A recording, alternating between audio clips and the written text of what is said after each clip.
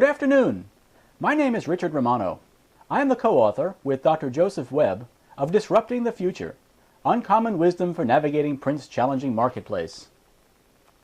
In this installment of the Minding the Business of Print video series, I'll be reading selected excerpts from Disrupting the Future, the goal being to offer print businesses concrete tips and strategies for navigating what proves to be a challenging market in the years to come. The book, by the way, is available in hard copy via on-demand printing at www.lulu.com. And I'll begin my reading with a short excerpt from Chapter 1, a section entitled, That Was Then, This Is Now. It's important to understand that the printing industry is in transition, how it's transitioning, and what opportunities lie in negotiating that transition. The most crucial thing to understand about that transition is how people's relationship with media and content is changing. We'll discuss the following table in more detail in Chapter 5, and how specifically to navigate the transition in Chapter 7, but for now we can identify 9 areas in which the relationship with content is changing. Permanence, portability, return on investment, intent, cross-media, reference point, media selection, personalization, and direct response. In other words, computing and communications revolutions manifesting themselves in the Internet have been the ultimate disruptive factors. It's hard to detect disruptive media when they're emerging, and especially when they always appear to have small audiences and have execution problems. And printers can't often see this when they're just taking orders across a counter. Brett gave Sasha a wink, and they went behind the counter to the bedroom. Roughly, he grabbed her shoulders and pulled her down on the bed. As she moaned her acquiescence, he ripped off her, I'm terribly sorry. There appears to have been a production problem. Lulu obviously got our print-ready PDF files confused with somebody else's. This isn't actually our book. This is something completely different. Steak sauce?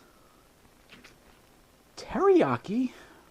This is, let me see if I can, I hope the whole book isn't like this. Hopefully it's just a little problem in one signature. Let me see if I can find an intact chapter. Here we go. Chapter 2 looks okay. We said in the last chapter that we didn't want to rub in the industry's woes with depressing data.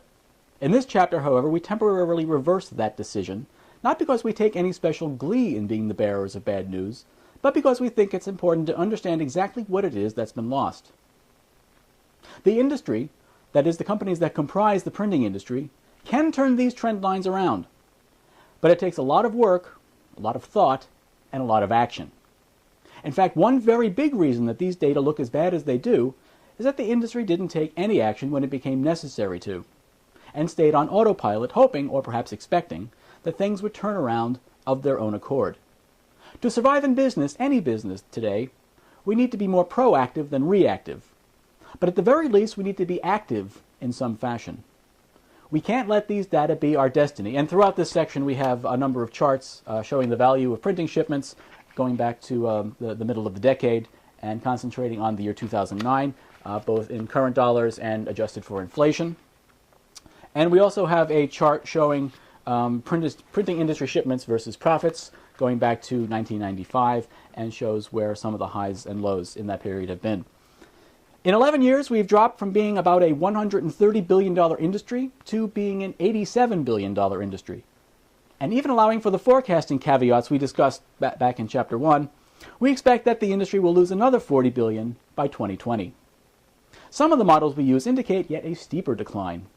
However, as we said earlier, this assumes that nothing unforeseen happens. Data are not destiny. Chad is a commercial printer with a difference. He and his shop boys give new meaning to the term full-service providers. I'm sorry, Lulu apparently did it again in this chapter. Leather aprons?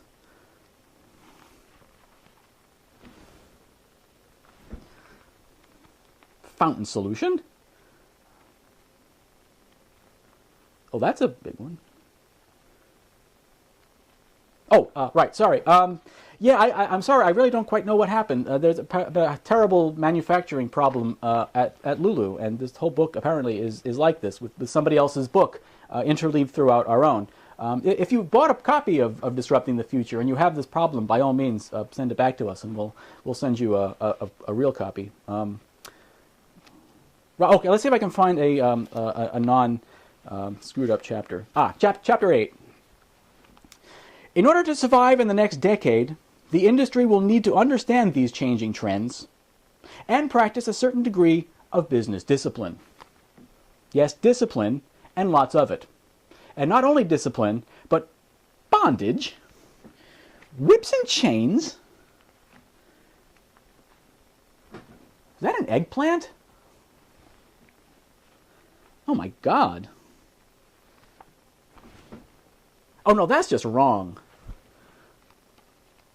Look, I'm sorry, I'm going to have to cut this session short. The whole book is like this. It's hard to find a complete chapter that's intact.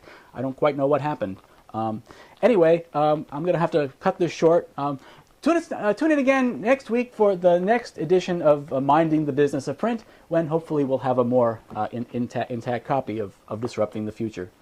Thank you very much, and good afternoon. We didn't have this problem with the ebook version.